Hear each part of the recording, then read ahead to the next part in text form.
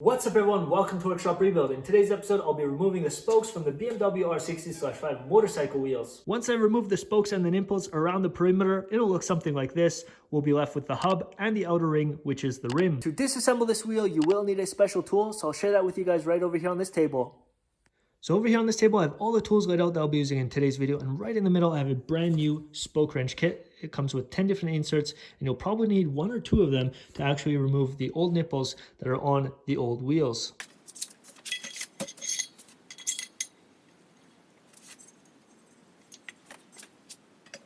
Mounted the front wheel onto this wheel trimming stand. Now it's not necessary that you actually have the wheel trimming stand, but it will make it 10 times easier to remove the nipples and the spokes from this assembly. Now down below I also have the spoke wrench as well as some old nipples and spokes to share with you guys the importance of why you should use a spoke wrench. This right here is the spoke wrench, and on either side we have an insert. This kit runs from 5mm all the way up to 6.8. The sizes that I'll be using in today's video are 6.6 and 5.4. When I measured the old nipples before I removed them from the rear wheel, I actually came to around 5.4 or even 5.6. And the reason being was because these nipples right here, they were actually not square anymore. So when you look at the profile, or actually you look at them from the top, you will notice they're not perfectly square. I'm not exactly sure if somebody over torqued them or if they were just damaged from the beginning, but they're actually more diamond shaped than they are square. So that's something to take in consideration. Even though you might have a spoke wrench that is the correct size, if your nipples or the fitting on your nipples is diamond shaped, it might be too small, and on the other side it actually might be too big. So there is already some damage on the old hardware that I took apart, and I cannot use just one size. So that's why I will be using 5.6 and 5.4. Right here I have hardware that already came off of the rear wheel, which I disassembled. I hope once you guys see these parts that it'll be easier for you at home to understand what I'm actually taking apart during this disassembly process. So I'll start off with the nipples. First of all, right here, this nipple acts like a fastener or a nut in the system. Now this nipple has a square profile on the front, and it also has internally a thread, which is very important for the spoke to actually tighten up against this nut. On the back end or on the shoulder, we also have a taper, and that will fit on the inside of the rim very snug, and it will also locate very well too. So next up, we also have the spokes. As you can see, one spoke is actually very straight and the other one is pretty bent, and that's another reason why I will be replacing these. The overall condition doesn't look very nice either. On one side, you will have a shoulder as well. This is also a tapered fit. This will fit and locate within your wheel hub. Now the spoke itself is basically just a piece of steel, and on the other end you have a thread. This thread will thread into the nipple, and just like that, that's basically the assembly, and that's what I'll be taking apart in today's video. So I'll finally start with the disassembly process of this wheel. The first thing I will grab is some oil or lubricant and lube up the back ends of the nipples where they actually touch up on the rim.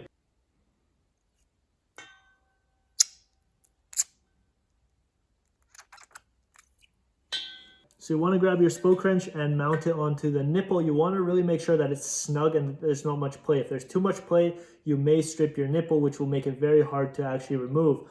Once it's on there, you can actually turn it in a counterclockwise rotation or just left around, and that's how you will loosen it off. So just like that, that one already started to spin, and I'm really happy with just a quarter turn and then moving on to the next nipple. I have seen some pictures where people actually go ahead and just cut the spokes themselves, but that's really not good, and I wouldn't suggest you do that because once you start cutting them around the perimeter, there's a lot of tension on these spokes. So if you just cut through them with anything like an angle grinder or some snips, you will, or you could actually distort your rim or even damage your hub, because once you cut through it, it will just actually release the tension in this area, which is really not good for the rim. So take your spoke wrench, take your time, and loosen everything off by quarter turns or something in that manner.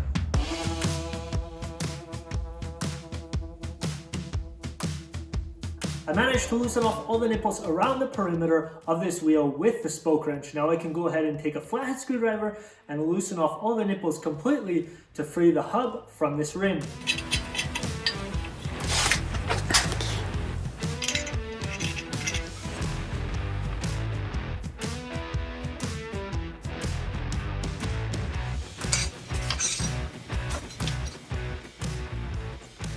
I successfully removed all the spokes and nipples from this wheel. It took me a little bit longer than I initially expected because the rear wheel was a little bit easier than this front wheel. The next thing I will work on is this outer rim.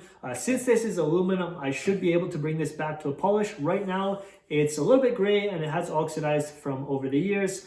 So I really want to bring this back to a polish, and I'll try my best to do that. I have a brand new tool and I'll share that with you guys right now.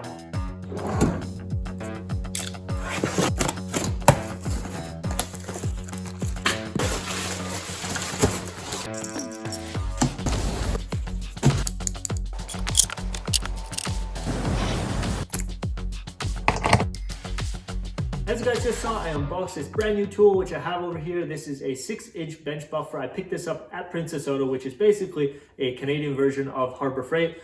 So this was on sale and I picked it up because this will come in handy to polish up these aluminum rims on the BMW R60. But before I use that bench buffer, I still have to prep the surface on this aluminum rim right here. There are some imperfections, so I will sort that out with some hand tools that I have over here on my right. Over here I have two files. I'll be using the files to clean up the lip of this rim. As you can see right here, there are some imperfections, so I want to knock that down first. I'll transition to the sandpaper right after that. So I will be applying water and soap with the sandpaper. That way the sandpaper does not clog up.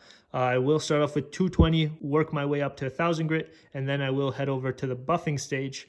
During the sandpaper process, you really just want to make sure that you touch the inside, and whatever finish you want to achieve, that's what you're going to get at the end of the day. So however high you want to go up in your grit and however long you want to polish, that's really up to you. I just want to have a nice finish on the inside of this rim, so it also looks a little bit appealing on the motorcycle eventually. If you guys have any other damage on the inside of this rim, you might want to take care of that with some of these rotary accessories like this Scotch-Brite pad or even a wire wheel. But be careful, if you are using power tools, you can burn through the aluminum pretty fast, so just be careful.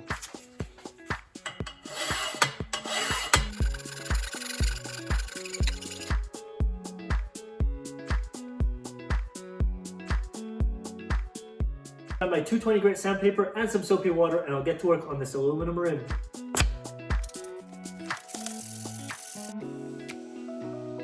So I'm back in the shop. It's been around 3 days since I last touched this motorcycle rim over here. I polished it all the way down to 800 grit, and this is how the finish looks like. This is how the rim looks like on camera. For some reason, it looks a little bit more dull than it actually is, but I'll give you guys a close-up view.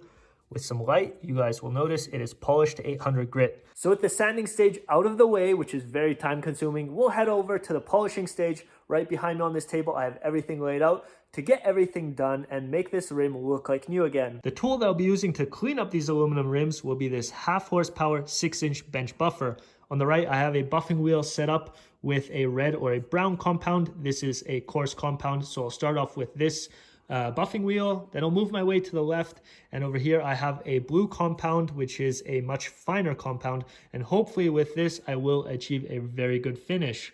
In the middle of this table I have some compounds that I'll be using in today's video.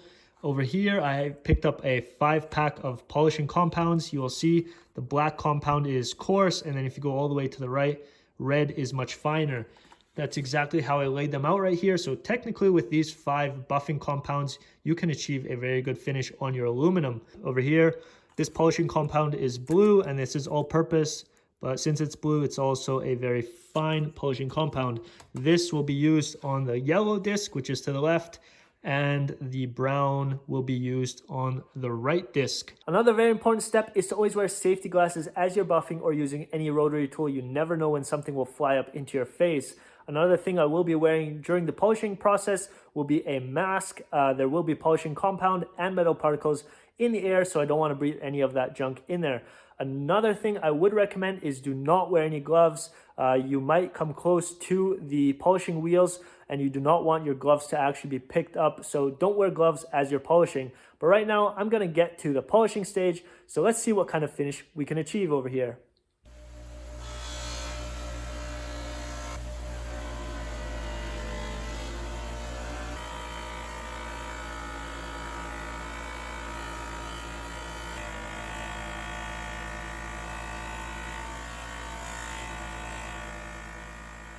To save you guys some time, I'll just share with you guys the final result right now. So this right here is the front aluminum rim, and it's super shiny. I hope it does justice on camera.